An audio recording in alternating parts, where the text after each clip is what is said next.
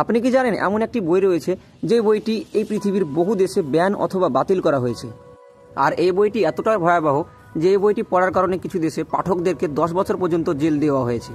এছাড়াও কিছু দেশে এই বইটি নিজের কাছে রাখা অথবা পড়া ব্যক্তিকে বিশ্বাসঘাতক বলে মনে করা হয়। আসলে এই বইটি বহু দেশের সরকার পৃথিবী থেকে মুছে ফেলার চেষ্টা করেছে। আর এই বইটি হলো জর্জ অরওয়েলের লেখা 1984 বা 1984। আর এই 1984 নামক বইটির সম্পর্কে জানতে হলে আমাদেরকে এই বইটির লেখক জর্জ অরওয়েলের সম্পর্কে জানতে হবে। তো চলুন শুরু করা যাক। 76 বছর আগে স্কটল্যান্ডের একটি শীতল ঝোপড়ায় টিউবারকিউলোসিস রোগে আক্রান্ত এক মানুষ বিশ্বকে নাড়া দেওয়ার মতো একটি বই লিখেছিলেন। আর সেই বইটি হলো 1984 বা 1984। এই জর্জ অরওয়েলের জন্ম 1903 সালে ব্রিটিশ ভারতে। তিনি যুবক বয়সে ব্রিটিশ সাম্রাজ্যের পুলিশ হিসাবে কাজ করেন, কিন্তু সাম্রাজ্যবাদের নৃশংসতা দেখে তিনি নিজের পেশা ছেড়ে দেন।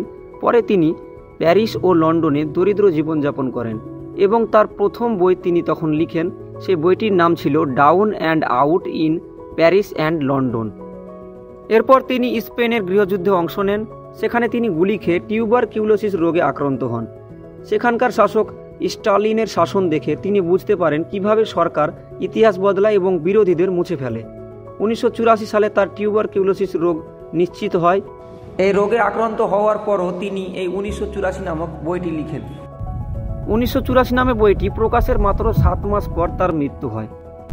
এই 1984 বইটি একবার ডিস্টোপিয়ান বিশ্বে সেট করা হয়েছে, যেখানে দুনিয়া 3টি সুপার স্টেটে বিভক্ত: ওশিয়ানিয়া, ইউরেশিয়া ও ইস্টাসিয়া। ওশিয়ানিয়ায় পার্টির একচেটিয়া শাসন, কোনো নির্বাচন নেই, কোনো বিরোধী নেই। এখানে বিগ ব্রাদার সবসময় মানুষকে নজরদারি করে। টিভি স্ক্রিনের মাধ্যমে প্রত্যেকের সবকিছু পর্যবেক্ষণ করা হয়, আর মানুষ প্রতিদিন 2 মিনিট সেই ঘৃণার স্ক্রিন দেখতে বাধ্য। পার্টির মন্ত্র: যুদ্ধই শান্তি, স্বাধীনতায় দাসত্ব এবং অজ্ঞতায় শক্তি। যে কেউ এ মন্ত্র ভাঙে তাকে পুলিশ ধরে নিয়ে যায়। পার্টির সত্য বদলায়, ইতিহাস মুছে ফেলে, যাকে চায় তাকে গাদ্দার ঘোষণা করে দেয়। এই বইটিতে লেখা গল্পের প্রধান চরিত্র বা মেন ক্যারেক্টার হলো উইনস্টন স্মিথ। এই উইনস্টন স্মিথ পার্টির একটি কর্মী, কিন্তু গোপনে বিগ ব্রাদারের বিরুদ্ধে চিন্তা করে। সে তার ডায়েরিতে লেখে, বিগ ব্রাদারের বিরুদ্ধে আমি লড়ব।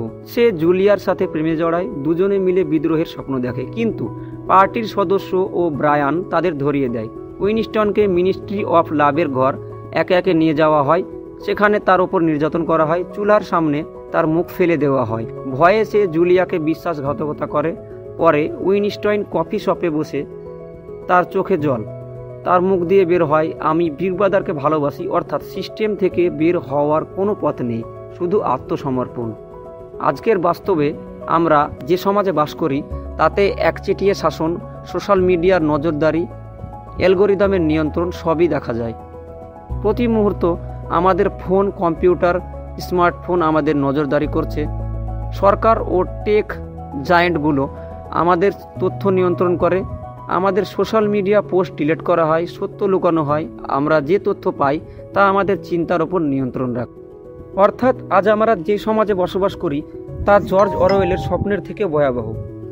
1984 শুধু একটি উপন্যাস নয়, এটি একটি সতর্কবাণী। আজ আমরা যে সিস্টেমে বাস করি সেখানে স্বাধীন চিন্তা, সত্য খোঁজা সবই প্রায় ঝুঁকিপূর্ণ। কিন্তু সত্যকে খুঁজে বের করা, প্রশ্ন করা এবং নিজের চিন্তা নিয়ে সাহস রাখা জরুরি। জর্জ অরওয়েল এ বইয়ের শেষ পাতা কালো রেখে গেছেন, কারণ সিস্টেম থেকে বের হওয়ার পথ নিজেকে খুঁজে নিতে হবে। তো বন্ধুরা, আজ আমরা এই ভিডিওর মাধ্যমে জানলাম আজ আমরা যে বর্তমান সমাজে বসবাস করি সে বর্তমান সমাজের যে অবস্থা, যে পরিস্থিতি, সে সম্পর্কে ভবিষ্যৎবাণী করে গেছেন জর্জ অরওয়েল অনেক আগেই তার লেখা 1984 নামক বইটিতে। তো ভিডিওটি কেমন লাগলো কমেন্ট করে জানাবেন, এবং চ্যানেলে যদি নতুন হয়ে থাকেন তো সাবস্ক্রাইব করে পাশে থাকবেন। দেখা হচ্ছে আর একটি নতুন ভিডিওতে।